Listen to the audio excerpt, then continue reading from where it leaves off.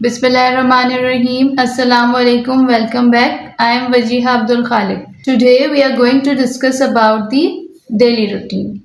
English सीखने के basically 4 steps हैं: reading, writing, listening and speaking. हमने पैराग्राफ राइटिंग, सेंटेंस राइटिंग, ये सब कुछ सीखा है। इसी तरह से हम डिस्कस करेंगे that how to describe your daily routine. It's a part of writing.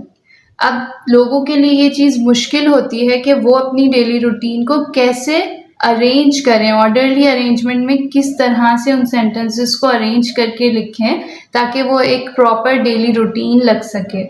लोगों को बहुत ज़्यादा इस चीज़ में डिफ़िकल्टी होती है। उनके पास इन्फॉर्मेशन तो होती है क्योंकि जाहिर सी बात है, आपको ये बात पता होगी कि आप पूरे दिन में क्या क्या करते हैं, आपकी रोज़मर्रा ज़िंदगी के क्या क्या काम हैं, लेकिन अक्सर लोगों को ये नहीं समझ आ रहा होता कि हम किस तरह से इन्हें अरेंज करके लिखें। तो आज की वीडियो उसी सॉल्यूशन के बारे में है कि हम कैसे ऑर्डरली अरेंजमेंट में सब लोग ये सीख सकते हैं कि किस तरह से डेली रूटीन को लिखा जाए इन अ प्रॉपर मैनर।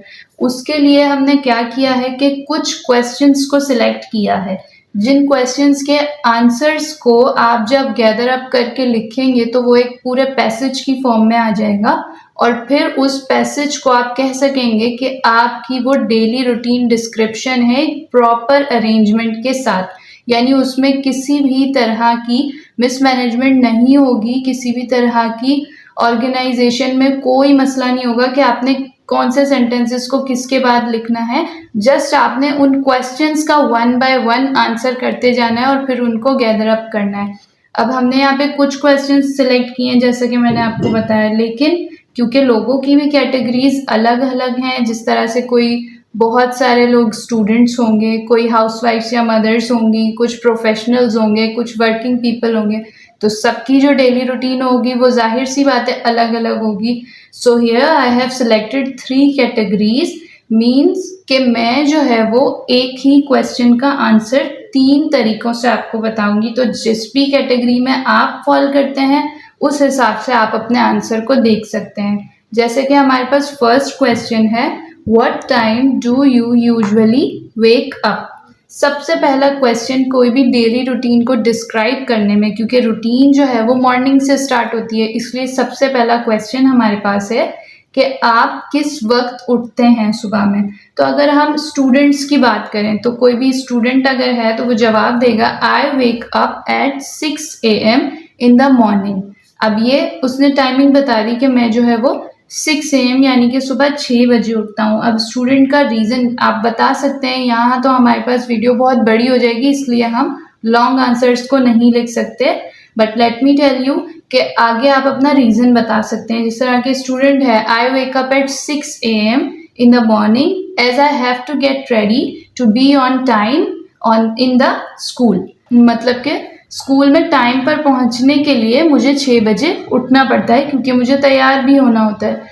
उसके बाद सेकंड कैटेगरी है मदर की, या फिर अगर कोई आप हाउसवाइफ हैं तो आप भी इसी कैटेगरी में फॉल करिए। जैसे कि इसका आंसर होगा I use to get up as early as I can.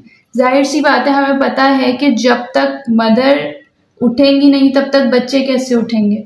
तो अगर आप एक मदर हैं तो आप इसका आंसर इस तरह दे सकती हैं कि मेरी ये कोशिश होती है कि मैं जितना जल्दी उठ सकूं उठूं, as I have to arrange the breakfast and lunch for my children and also for my husband so that he can go to office. मतलब जो मदर या हाउस वाइफ हैं वो ये जवाब इसलिए दे रही हैं कि हमें जितना जल्दी पॉसिबल हो सके हम उठते हैं ताकि हम अपने बच्चों के लिए, अपने हस्बैंड के लिए सारी अरेंजमेंट कर सकें, जैसे कि नाश्ते की अरेंजमेंट, लंच की अरेंजमेंट, तो और घर के जो सारे काम होते हैं वो सब कुछ। तो इस लाइन के आगे वो अपने अपने रीजंस बता सकते हैं। अब थर्ड कैटेगरी आती है वर्किंग पीपल की, या फिर जो भी प्रोफेशनल्स हैं, जो जॉब करने वाले हैं, उन सब के लिए। इसका आंसर है, उन्होंने दिया है I usually wake up eight 7 o'clock in the morning. अब इसके आगे भी वो अपना रीज़न बता सकते हैं, as I have to get ready, क्योंकि स्कूल और जो जॉब करने वाले लोग होते हैं उनकी यूजुअल टाइमिंग सेम ही होती हैं, उन सबको ही तैयार होना होता है to reach office at time, क्योंकि रास्ते में भी ट्रैफिक हो सकता है। इस तरह के कोई भी रीजंस जो हैं वो आप लिख सकते हैं। तो हमने 3 कैटेगरीज को एक ही सवाल के लिए डिस्कस किया कि कैसे कैसे आप जिस भी कैटेगरी में फॉल करते हैं उस हिसाब से आप इस आंसर को अरेंज कर सकते हैं, लेकिन डेली रूटीन को डिस्क्राइब करने के लिए सबसे पहला क्वेश्चन यही होगा। The next question we have is what do you usually do for lunch? मतलब अब हमने जब फर्स्ट क्वेश्चन में डिस्क्राइब कर दिया कि मॉर्निंग रूटीन क्या है आप लोगों की 3 कैटेगरीज के हिसाब से, तो the second question we have is कि आप लोग लंच के लिए क्या करते हैं। तो ये एक ऑर्डरली अरेंजमेंट है, पहले आपने मॉर्निंग का बताया, अब हम दोपहर के बारे में डिस्कस करेंगे। तो सबसे पहले स्टूडेंट की कैटेगरी को डिस्कस करते हैं कि वो इस बात का आंसर कैसे देंगे। After coming back from school, first I get fresh and then I eat lunch. मतलब जो भी स्टूडेंट्स होंगे वो जाहिर सी बात है स्कूल से आने के बाद ही सारे जो बच्चे होते हैं वो लंच करते हैं, तो वो इस तरह से बताएंगे कि स्कूल से आने के बाद हम पहले फ्रेश होते हैं और उसके बाद लंच करते हैं। या बच्चे किसी और तरीके से भी बता सकते हैं कि स्कूल से आने के बाद थोड़ा रेस्ट करने के बाद मैं लंच करता हूँ। इस तरह से करके आप अपना जो सेकंड क्वेश्चन का आंसर है if you are a student दे सकते हैं। अब नेक्स्ट कैटेगरी है मदर्स की, या फिर हम हाउस वाइफ्स की भी इसी में बात कर रहे हैं, तो वो इसका आंसर इस तरह देंगी। After doing all house hold works I prepare lunch and enjoy it with my family.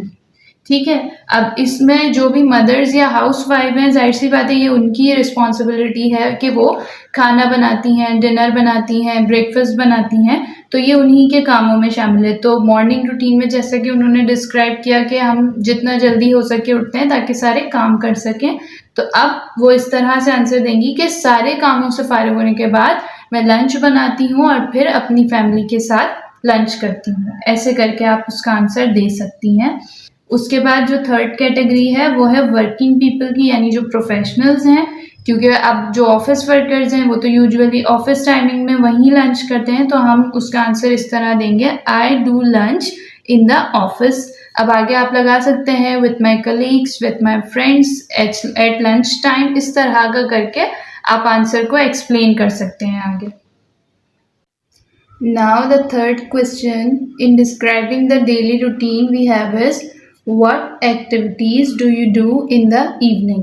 अब जाहिर सी बात है जब हमने मॉर्निंग को आफ्टरनून को डिस्कस कर लिया तो अब इवनिंग की बारी है, तो ये एक प्रॉपर अरेंजमेंट चल रही है जिस तरह से आप अपनी डेली रूटीन को डिस्क्राइब कर सकते हैं।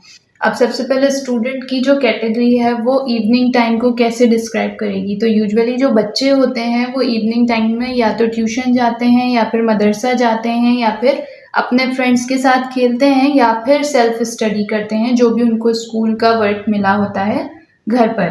तो अब इसका आंसर इस तरह लिख सकते हैं I usually go to tuition in the evening, कि इवनिंग में जो है पहले मैं ट्यूशन जाता हूँ and after that I play with my friends. अगर कोई छोटे बच्चे हैं तो वो फिर अपने दोस्तों के साथ खेलते हैं, या फिर आप आफ्टर दैट के बाद लगा सकते हैं आई यूज्ड मोबाइल, या फिर आप लगा सकते हैं कि I use to read some books out of my course. मतलब कि अगर कोई बच्चे हैबिचुअल हैं जिनकी हॉबीज़ होती हैं अच्छी किताबें पढ़ना, तो वो फ्रेश होने के बाद, क्योंकि दोपहर में जब आपने लंच कर लिया, रेस्ट कर लिया, फ्रेश हो गए, तो उसके बाद आप क्या करेंगे, कोई अच्छी किताबें, कोई इन्फॉर्मेटिव बातें आप सुन सकते हैं। तो ये स्टूडेंट्स की कैटेगरी में इस तरह की बातें आप लिख सकते हैं। उसके बाद मदर्स की कैटेगरी आती है, तो मदर्स जो है वो यूजुअली इवनिंग में फारिग होती हैं, तो अब हम उनके लिए इस तरह लिख सकते हैं इन the evening I enjoy reading books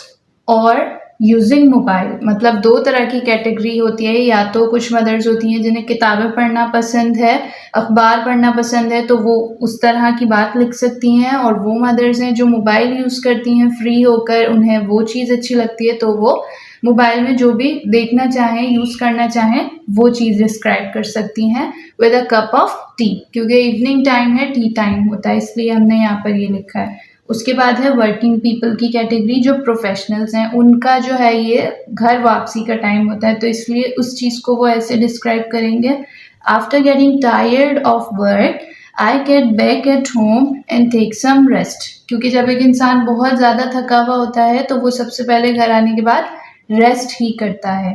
तो आज की वीडियो हमारी कंप्लीट होती है जिसमें हमने कुछ क्वेश्चंस को डिस्कस किया है अबाउट द डेली रूटीन.